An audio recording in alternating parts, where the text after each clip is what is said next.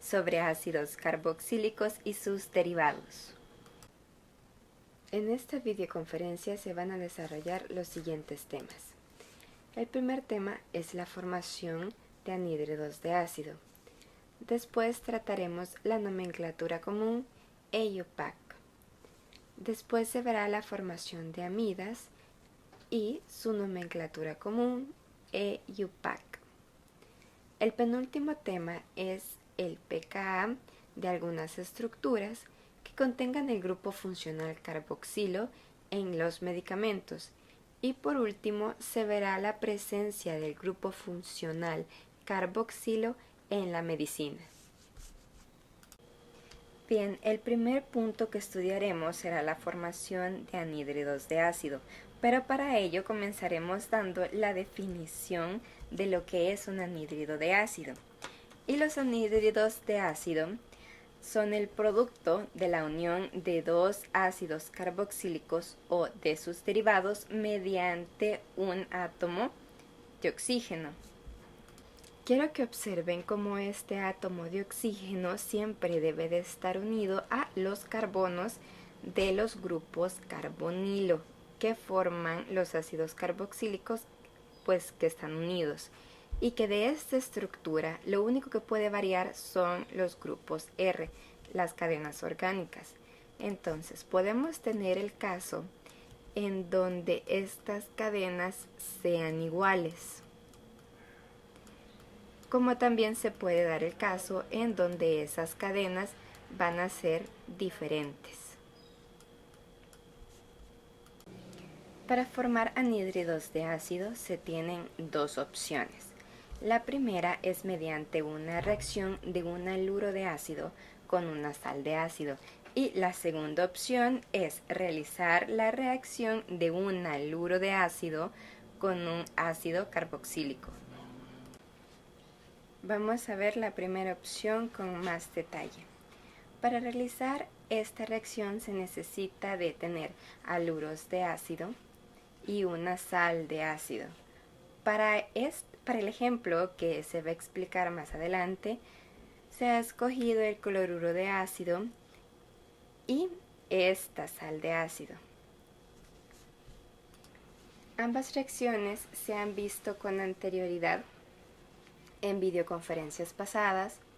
En mi anterior videoconferencia les mostraba cómo si ustedes reaccionan ácido carboxílico más cloruro de tionilo, les va a producir un cloruro de acilo. Y en videoconferencias todavía más anteriores se les muestra cómo un ácido carboxílico al reaccionar con hidróxido de sodio forma una sal de ácido carboxílico. Ahora que ya hemos definido los reactivos a utilizar, este y este, podemos ver la reacción principal, que es esta. Para que se lleve a cabo, debemos de tener éter como disolvente y una temperatura de 25 centígrados. Con estas condiciones cumplidas, podemos producir un anhídrido de ácido y cloruro de sodio como subproducto. Ahora vamos a estudiar el mecanismo.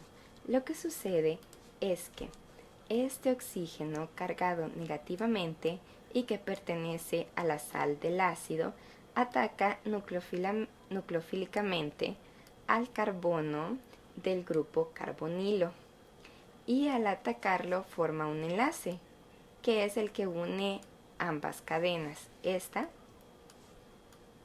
y esta. Y al formarse ese enlace,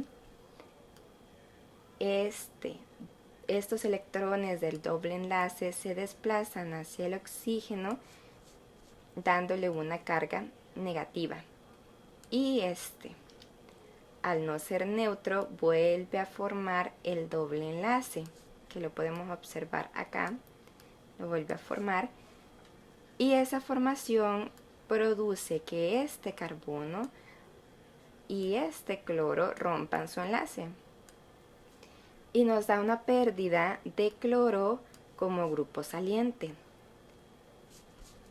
Y ahora que la molécula ya es estable, vemos que tenemos finalmente a nuestro anhídrido de ácido como producto.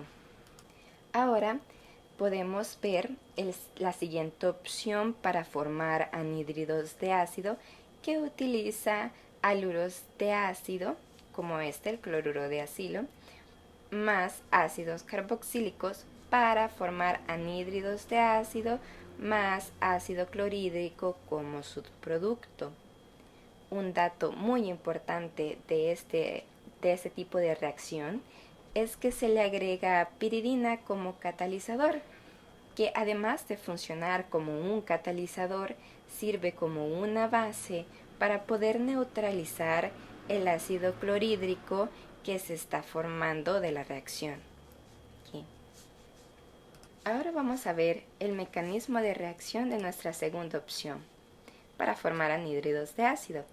Lo que sucede es que este oxígeno del grupo hidroxilo, que pertenece al ácido carboxílico, ataca nucleofílicamente al carbono del grupo carbonilo del haluro de ácido. Entonces se forma un enlace que es el que une ambas cadenas, esta y esta. Al formarse este enlace, estos electrones de este doble enlace se desplazan hasta el oxígeno, y lo cargan y le dan una carga negativa. Y que es el que había formado un enlace, tiene una carga positiva. Y ambos oxígenos, al no estar neutros, vuelve a formar el doble enlace que tenía antes. Pero esa formación del doble enlace hace que el enlace entre el carbono y el cloro se rompa. Se parece mucho al mecanismo de reacción que se explicó anteriormente, y se da la pérdida de cloro como grupo saliente. Pero aún así la molécula no está neutra, porque recordemos que este oxígeno tiene carga positiva todavía. Entonces el cloro que tenemos como grupo saliente ataca a este hidrógeno, haciendo que el enlace de el oxígeno con el hidrógeno se rompa y forma ácido clorhídrico como subproducto. Y nosotros tenemos nuestro anhídrido de ácido ya como producto final de todo el mecanismo de reacción. Como vimos anteriormente, estas reacciones tienen un mecanismo que es un poco largo. Entonces, para lograr una mejor comprensión, vamos a ver estos dos ejemplos, este y este. Y quiero que observen que en el caso de ambos, las cadenas se conservan y lo único que cambia son uno de sus extremos. Por ejemplo, si ustedes eliminan este sodio y este cloro y después unen toda esta cadena a este oxígeno, ya formaron su anhídrido. En su caso es anhídrido butanoico, y si vemos la segunda reacción es exactamente igual. Si ustedes quitan este cloro y quitan este hidrógeno y unen esta cadena a este oxígeno, ya formaron su anhídrido de nuevo. Entonces, sí, no es exactamente así el proceso como sucede, pero creo que es una manera mucho más sencilla de verla, que nos permite dar una respuesta mucho más rápida, sin necesidad de realizar todo el mecanismo. Ahora veremos lo que es la nomenclatura IUPAC para los anhídridos de ácido que son simétricos, es decir, que tienen cadenas orgánicas iguales. Estos son iguales. El primer paso a realizar es que vamos a identificar las partes de nuestra estructura. Esta de aquí es nuestra cadena número 1, Esta de aquí va a ser nuestra cadena número 2 y este es el oxígeno que las une. El paso número 2 es identificar el ácido carboxílico del cual proviene nuestra estructura de práctica, y para ello debemos de tomar a cada una de nuestras partes por separado, cada una de nuestras cadenas. La cadena número 1 tiene 1, 2, 3 carbonos y la cadena número 2 tiene 1, 2, 3 carbonos. Entonces nosotros tenemos que buscar un ácido carboxílico que tenga esa cantidad de átomos de carbono. Entonces, si lo buscamos, vamos a llegar a la conclusión de que es el ácido propanoico. De ese es del cual proviene nuestra estructura de práctica. Con el nombre del ácido carboxílico del que proviene nuestra estructura identificado, ahora ya podemos comenzar a nombrar nuestra estructura de práctica. El paso número 3 dice que lo primero que se va a hacer es reemplazar la palabra ácido por anhídrido. Esta palabra se va y colocamos anhídrido. Luego, en el paso número 4, dice que se conserva el nombre de la cadena principal del ácido carboxílico, o sea que esta parte de aquí toda se conserva igual, de la misma forma es como se va a escribir en el nombre de nuestra estructura, que nos quedaría anhídrido propanoico. Ahora veremos la nomenclatura de los anhídridos de ácido que son asimétricos, es decir, que sus cadenas orgánicas son diferentes. Estas no se parecen. E igual que en el caso anterior, lo primero que se va a hacer es identificar las partes.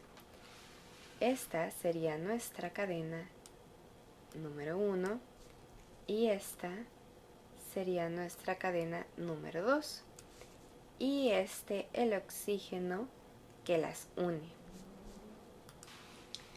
Con nuestras estructuras identificadas ya podemos proseguir al paso número 2, que es identificar el ácido carboxílico del cual proviene. También se va a hacer exactamente el mismo proceso anterior de contar los carbonos. Este tiene 1, 2, 3 carbonos. Y este de aquí tiene como cadena principal a este ciclopentano, a este. Entonces hay que buscar un ácido carboxílico para cada una de nuestras estructuras. El ácido carboxílico para nuestra estructura de la cadena número 1, es este ácido propanoico, y el ácido carboxílico para la cadena número 2 es este ácido ciclopentano carboxílico. Ahora que ya hemos identificado los nombres de los ácidos carboxílicos de los cuales proviene nuestra estructura de práctica, podemos nombrarla, podemos darle un nombre. El paso número 3 dice que se va a reemplazar la palabra ácido por la palabra anhídrido. Entonces la palabra ácido en ambos desaparece y nosotros la reemplazamos por la palabra anhídrido. Luego se van a conservar ambos nombres de la cadena principal, tanto este, que es propanoico, como este ciclopentano carboxílico.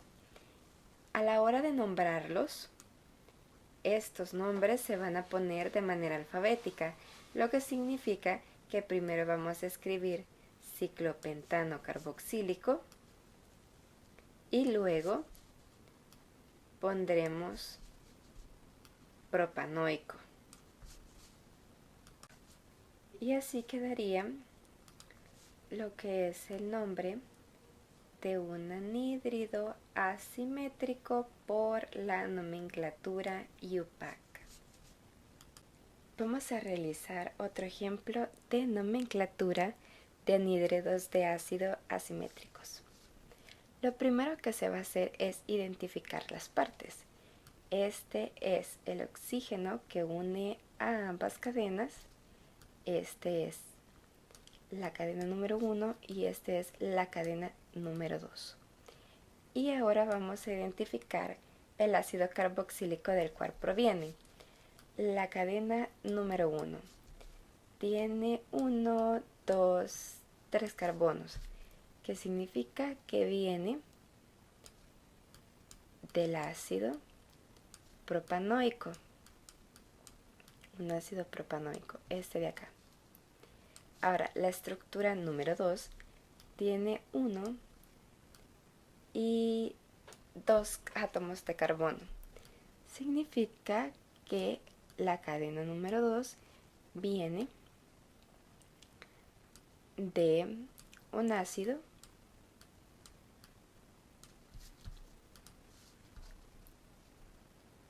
etanoico, que sería este que estoy dibujando ahorita. Teniendo estos nombres, ¿cómo quedaría pues el nombre de nuestra estructura de práctica? Quedaría anhídrido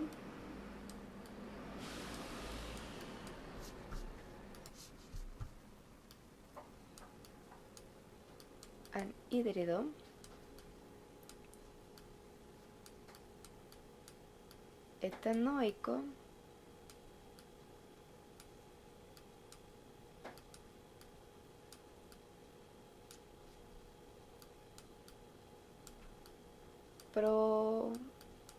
propanoico. ¿Por qué? Porque las cadenas se ordenan de manera alfabética y etanoico va antes que propanoico. Ahora veremos la nomenclatura de los ciclos. Como podemos observar, esta es nuestra estructura de práctica. Y aquí se encuentra el oxígeno que une a ambas estructuras. Pero en este caso, como es un ciclo y tenemos nuestros grupos funcionales pues en la misma cadena porque pertenecen a este ciclo hexano, esta va a ser nuestra cadena principal. Identificada la cadena principal, ahora tenemos que identificar el ácido carboxílico del cual podría haber provenido nuestra estructura, que es el siguiente. Pueden observar, tiene la misma cadena principal y tiene dos grupos carboxílicos, dos ácidos carboxílicos. Y el nombre de esta estructura es ácido ciclohexano 1, 2, este es 1 y aquí está el 2, dicarboxílico. Ahora que ya tenemos el nombre de nuestro ácido carboxílico, ya podemos comenzar a nombrar nuestra estructura de práctica. El paso número 3 dice que se va a reemplazar la palabra ácido por anhídrido. Luego se va a conservar el nombre de la cadena principal, que es todo esto. Y se va a colocar seguido de anhídrido. Y así es como se tienen que nombrar los anhídridos de ácido cuando su estructura principal, cuando su cadena principal es un ciclo. Ahora se va a explicar la nomenclatura común de anhídridos de ácido. Entonces, como ustedes podrán observar, la diferencia es que aquí se usa el nombre común del ácido carboxílico para nombrar al anhídrido de ácido.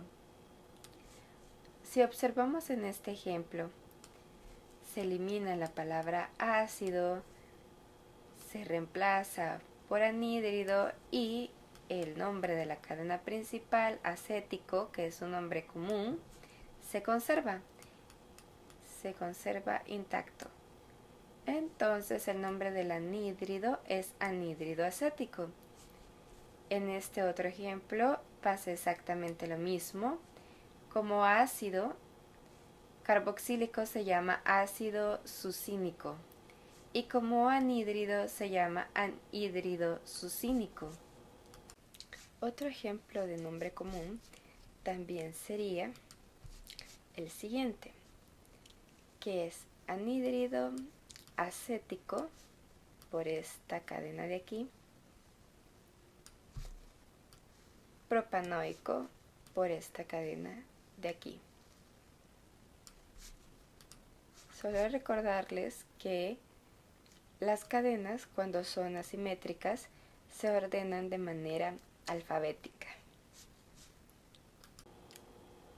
Aquí se tienen otros ejemplos sobre la nomenclatura común. Se tiene este que es anhídrido acético benzoico. Se tiene el anhídrido ftálico y el anhídrido benzoico. Es importante que ustedes se aprendan estos nombres porque al no ser sistemáticos no hay otra forma en que se pueda nombrarlo más que pues saberlos de memoria. Ahora se va a estudiar a las amidas. Las amidas son los derivados de los ácidos carboxílicos más estables y se identifican por tener la siguiente estructura, que es un átomo de carbono unido por un doble enlace a un oxígeno, que está unido por un enlace simple a una cadena orgánica y por un enlace simple a un átomo de nitrógeno. El nitrógeno a su vez está unido a dos átomos de hidrógeno.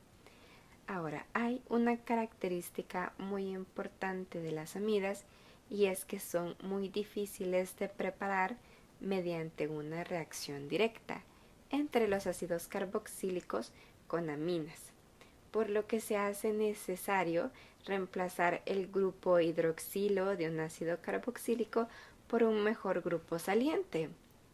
Y para ello se usa dicloexilcarbodiimina, cuya abreviación es DSC, que es la que vamos a estar utilizando para activarlo. Luego de dicha activación, el ácido carboxílico ya es capaz de reaccionar con la amina y generarnos nuestra amida. La reacción para formar amidas es la siguiente, en donde se tiene ácido carboxílico más una amina y DSC, que es lo que vamos a utilizar para activar nuestro ácido carboxílico, y que al final nos produce una amida, que es este de aquí. Ahora se va a estudiar el mecanismo por el cual se forman las amidas. Lo primero que sucede es que el ácido carboxílico reacciona con la dicicloexilcarbodimina, que ya habíamos dicho que su abreviatura es DCC. Esta estructura, DSC, desprotona al ácido carboxílico, es decir que este hidrógeno va a formar un enlace con este nitrógeno y eso le va a dar una carga positiva al nitrógeno. Este enlace entre el oxígeno y el hidrógeno se va a romper y estos electrones se van a mover hacia el oxígeno, cargándolo negativamente al oxígeno. Ahora, este oxígeno que está cargado negativamente va a atacar a este carbono, lo que significa que se va a formar un enlace. Y ese enlace va a hacer que estos electrones de este doble enlace se desplacen hasta el nitrógeno, porque el nitrógeno es más electronegativo que el carbono y él atrae electrones. El siguiente paso es que cuando ya se ha generado este enlace, hace que este carbono del grupo carbonilo sea más susceptible a ataques nucleofílicos. Y es allí cuando la amina hace un enlace con el carbono. Ese enlace produce que estos electrones de este doble enlace se desplacen hacia este oxígeno, cargándolo negativamente. Siguiendo el proceso de reacción, que se va a venir hacia acá, este oxígeno que está cargado negativamente va a volver a formar el doble enlace que tenía con el carbono, y al formarlo va a hacer que este enlace entre el carbono y el oxígeno se rompa. Entonces nos va a quedar únicamente esta estructura de acá. Este compuesto todavía no está neutro, porque aquí tiene una carga positiva. Entonces lo que va a pasar es que se va a desprotonar, va a perder uno de estos hidrógenos y nos va a formar finalmente la amida más diciclohexil-urea como subproducto de la reacción. El mecanismo de reacción para formar amidas puede ser un poco extenso, así que yo sugiero que se enfoquen en que el ácido carboxílico pierde este grupo hidroxilo y que la amina con la que reacciona pierde este hidrógeno, y esta estructura que está dentro, aquí encerrada, es la que se va a unir al carbono y es lo que nos da al final como amidas. Considero que es una manera mucho más fácil de verlo, aunque el mecanismo explique exactamente cómo es la reacción, pero de esta manera creo que se pueden dar como una idea de una manera más rápida de cómo formar una amida. Ahora vamos a ver la nomenclatura IUPAC de las amidas. Lo primero que se tiene que hacer es identificar el ácido carboxílico del cual proviene nuestra estructura de práctica. Entonces, en nuestra estructura de práctica tenemos 1, 2, 3, 4 carbonos. Entonces podemos estar seguros que nuestra estructura de práctica proviene del ácido butanoico. Ahora, para darle un nombre a la amida, se debe suprimir la palabra ácido y se debe reemplazar la terminación oico del nombre de la cadena principal por amida. Entonces el nombre quedaría butanamida. Los pasos de la nomenclatura anterior eran para cadenas abiertas. Ahora vamos a hacer la nomenclatura de amidas cuando tenemos ciclos. Entonces, lo primero que se hace siempre es identificar de dónde proviene nuestra estructura de práctica, de qué ácido carboxílico proviene nuestra estructura de práctica, que es esta. Entonces, como nosotros podemos observar, es un ciclohexano y vamos a llegar a la conclusión de que proviene del ácido ciclohexano carboxílico. El siguiente paso dice que hay que suprimir la palabra ácido, esta hay que quitarla, y del nombre de la cadena principal, que es ciclohexano carboxílico, vamos a reemplazar la terminación ílico por amida. Entonces el nombre de nuestra estructura de práctica sería ciclohexano carboxamida. Ahora se va a estudiar un caso diferente, y es cuando nuestra estructura de práctica, la amida, tiene sustituyentes en el nitrógeno. Aquí ustedes pueden observar que tiene dos metiles, uno aquí y otro aquí. Prosiguiendo con los pasos, lo primero que se hace es identificar el ácido carboxílico del cual proviene. Que si nosotros contamos los carbonos, 1, 2, 3, 4, nos vamos a dar cuenta que proviene del ácido butanoico.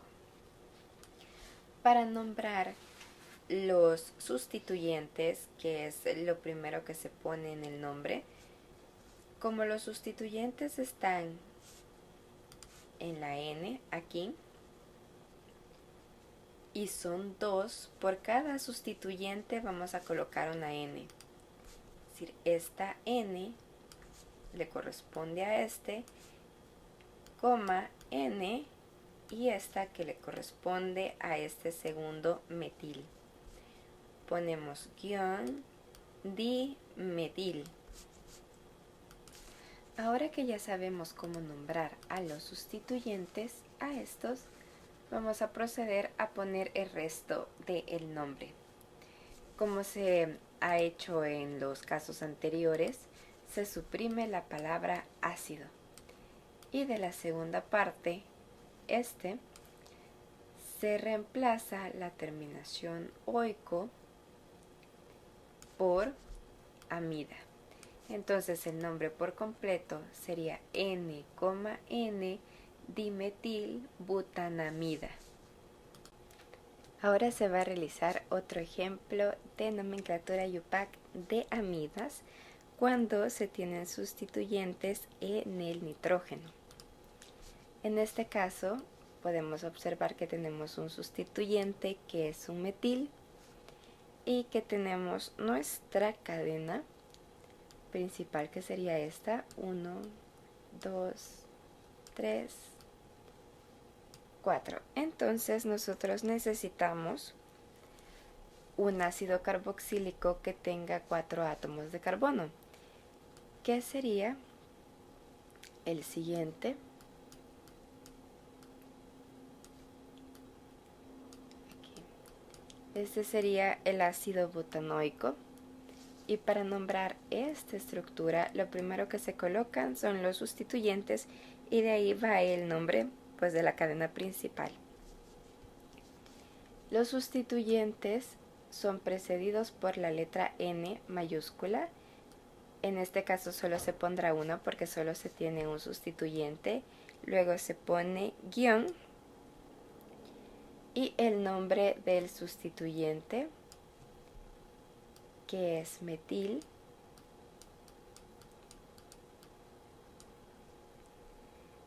y el nombre de la cadena principal, que sería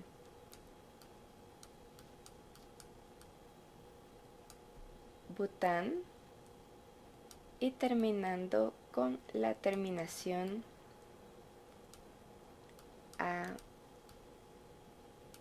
amida. El siguiente caso a estudiar es cuando el grupo amida funciona como sustituyente. Entonces, en este caso es porque tiene la presencia del grupo carboxílico, del ácido carboxílico, de este lado. Entonces se va a nombrar como un ácido carboxílico, solo que la forma base del nombre como sustituyente es carbamoil. Primero se va a contar la cadena más larga, que sería esta, 1, 2 y 3. hasta aquí llega la cadena principal. Todo esto es el sustituyente. Entonces el nombre sería ácido 3, que es la posición en donde está el sustituyente, guión carbamoil propanoico. ¿Por qué? Porque es un ácido con 3 átomos de carbono. Ahora se va a estudiar la nomenclatura común de las amidas, que siguen los mismos pasos que se han mencionado antes, solo que aquí la diferencia es que se va a usar el nombre común del ácido carboxílico del cual provienen. Entonces, se va a eliminar la palabra ácido y de la segunda palabra se va a reemplazar la terminación ico por amida. Entonces, la amida tendría el nombre de acetamida. Ahora tenemos el siguiente ejemplo, que es ácido benzoico, cuyo nombre en amidas sería benzamida. Y todos los demás compuestos se nombran de manera similar en la nomenclatura común, siempre utilizando como referencia el nombre común del ácido carboxílico. Otra nomenclatura común a tener en cuenta es la siguiente estructura, esta, cuyo nombre es formamida. Todos estos no son nombres sistemáticos, pero son aceptados por la IUPAC. El siguiente tema es la reactividad de los derivados de ácido. Para tener una mejor comprensión del tema, les recomiendo que repasen los conceptos de efecto inductivo y del efecto por resonancia dado en clases anteriores. Los derivados de ácido participan en varias reacciones, pero no se han tomado en cuenta para el desarrollo de estos temas, por lo que ustedes solo deben de enfocarse en las reacciones de los ácidos carboxílicos y no en las de sus derivados. Pero a pesar de ello, saber el orden de reactividad es algo importante. Y como se observa en la imagen, en esta, los más reactivos son los haluros de ácido, estos, que en este caso está representado con cloruro de acetilo, y los menos reactivos son las amidas, que está representado con la acetamida. Entonces, el orden de reactividad es el siguiente: primero, haluros de ácido, luego anhídridos, seguido por ésteres y por último amidas. También hay que observar de que la reactividad tiene una relación inversa con la estabilidad, es decir, que si un compuesto es muy reactivo significa que es menos estable, y que si un compuesto es menos reactivo significa que es más estable. Entonces, el orden aquí sería la inversa. La amida sería el primero, los ésteres el segundo, el anhídrido de ácido el tercero y los haluros de ácido el cuarto. Ahora se va a estudiar el pKa de algunas estructuras en los medicamentos.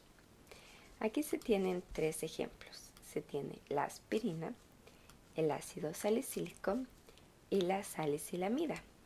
La aspirina tiene un pKa de 3,5 y se puede ver como aquí está la presencia del grupo carboxilo. El ácido salicílico tiene un pKa de 2,97 y aquí es donde tiene su grupo carboxílico. Luego se tiene la salicilamida, que tiene un pKa de 8,37 Y como se puede observar, esta estructura no tiene la presencia de un grupo carboxilo, sino que es una amida, es un derivado de ácido. Y por esa razón es que su valor de pH es muy alto. Y esto quiere decir que los sustituyentes afectan la acidez de los compuestos. También hay que tener en cuenta que el nitrógeno es menos electronegativo que el oxígeno y que este grupo NH de una amida es un ácido más débil que el grupo hidroxilo de un ácido carboxílico. Continuando con los ejemplos de pKa en algunas estructuras de los medicamentos, tenemos el ibuprofeno con un pKa de 5.3 y el naproxeno con un pKa de 4.15. Entonces, entre estos dos, lo que se quiere comparar primero es que es el tamaño de las cadenas y que generalmente una cadena alifática no altera de manera considerable el valor del pKa, pero sí lo hace la presencia de un doble anillo aromático, porque estabiliza de mejor manera la estructura, brindándole una mayor acidez y por tanto un menor pKa, que es lo que se puede observar. Por ejemplo, en el ibuprofeno solo se tiene un anillo de benceno y en el naproxeno se tienen dos. Y con su correspondiente grupo carboxilo que se encuentra aquí y aquí. Ahora se verán otras estructuras con la presencia del grupo carboxilo en la medicina. Entonces, la primera es la ciprofloxacina con un pKa de 6.9. El grupo carboxilo se encuentra aquí. Es este.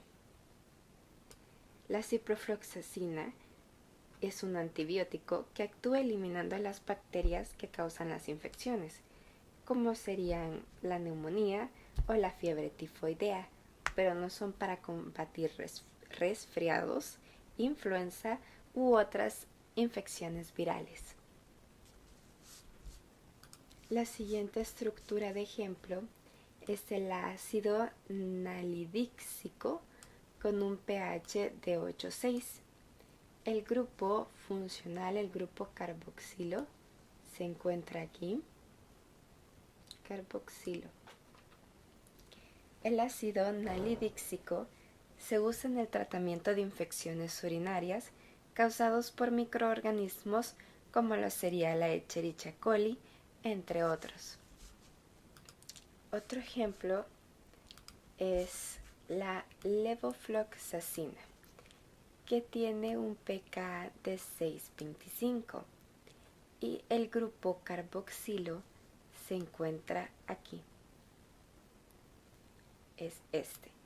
La levofloxacina se usa para tratar infecciones como de riñón e infecciones de la piel, pero no es recomendable usarlas para infecciones como lo podría ser la bronquitis.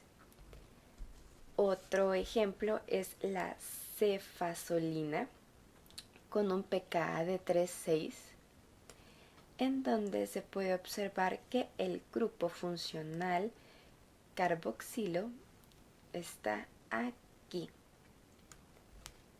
Este compuesto puede usarse con el fin de prevenir una infección antes o después de una cirugía, pero no funciona con infecciones virales. Y la última estructura, el último ejemplo, es la cefalotina con un pKa de 3,8 y el grupo funcional carboxilo se encuentra aquí. La cefalotina es útil para infecciones causadas por microorganismos como las bacterias y ha demostrado ser efectiva en infecciones urinarias, ginecológicas, cardíacas, gastrointestinales y entre otras. Todos estos ejemplos que se han proporcionado, si se han dado cuenta, tienen propiedades para matar bacterias. Ese es uno de sus puntos en común, aparte de que todos tengan la presencia del grupo carboxilo en ellas. Vamos a realizar un pequeño resumen de los temas que se han desarrollado en esta videoconferencia. Como primer punto, se dio la definición de anhídrido de ácido. Luego se desarrollaron dos opciones para formar anhídridos de ácido. La opción número 1 fue la reacción de un haluro de ácido más una sal de ácido, y la opción número 2 es la reacción de un haluro de ácido con un ácido carboxílico. También se dio la nomenclatura IUPAC de estos anhídridos de ácido, cuando son simétricos, cuando son asimétricos y cuando su cadena principal es un ciclo. También se desarrolló la nomenclatura común de los anhídridos de ácido y se brindaron algunos ejemplos de ello. También se desarrolló el tema de amidas, se dio la definición de ellas, se desarrolló la reacción de formación de esas amidas y se dio una explicación de su mecanismo de manera breve. Se dio también la nomenclatura IUPAC cuando se tenían amidas en cadenas abiertas, cuando la cadena principal era un ciclo. También se dio la nomenclatura si el átomo de nitrógeno de la amida estaba sustituido, y la nomenclatura cuando la amida trabaja como sustituyente, es decir, que tenemos la presencia de un grupo funcional con mayor prioridad, que en el caso del ejemplo que se dio fue el ácido carboxílico. El siguiente tema desarrollado fue el de la reactividad de los derivados de ácido, en donde se mostró el orden de reactividad, que es primero haluros de ácido, luego anhídridos de ácido, después ésteres y por último amidas. Y se explicó cómo la estabilidad tiene una relación inversa con dicho orden, que entre más estable, menos reactivo va a ser. También se mencionó el pKa de algunas estructuras en los medicamentos, en donde se observó que la presencia del grupo carboxilo le proporciona a esos medicamentos un pKa con una tendencia ácida, pero que se puede ver afectada por la presencia de sustituyentes que pueden reducir o aumentar esa acidez dependiendo de cómo se comporten. También se mencionó que en una base general las cadenas alifáticas no alteran de manera considerable el valor del pKa, pero que si se tiene la presencia de un doble anillo aromático, este sí puede afectar el pKa porque le brinda una mayor estabilidad y por consiguiente una mayor acidez, lo que significa un menor pKa. Y por último, se vio la función y el pKa de algunas estructuras que cuentan con la presencia del grupo carboxilo en la medicina. Entre ellas se tenía la ciprofloxacina, la levofloxacina, la cefazolina y entre otras, y se comentaba que todas ellas son antibióticos cuyo objetivo es eliminar bacterias y que no pueden ser usadas para infecciones que son provocadas por los virus.